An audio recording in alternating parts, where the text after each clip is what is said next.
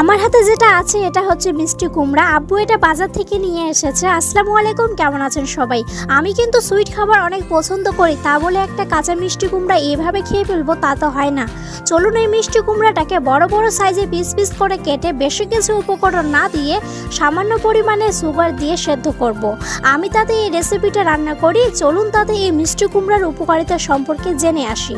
এই মিষ্টি কুমড়া সেদ্ধ করে খেলে হেলদি স্কিন থাকে, রোগ প্রতিরোধের ক্ষমতা বাড়ে, হজম শক্তি ভালো থাকে এবং হার্ট রোগের ঝুঁকি কমে। এতে ভিটামিন, মিনারেল ও ফাইবার থাকে যা শরীরের জন্য বেশ উপকারী।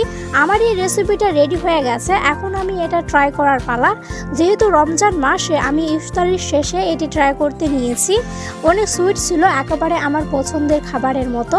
যারা যারা এই মিষ্টি কুমড়া খেতে পছন্দ করেন না তারা আমাকে কমেন্টে জানাবেন। আর হ্যাঁ, যারা আমার নিয়মিত ব্লগ ভিডিওগুলি এভাবে পেতে চান তারা কিন্তু আমাকে সাপোর্ট করতেই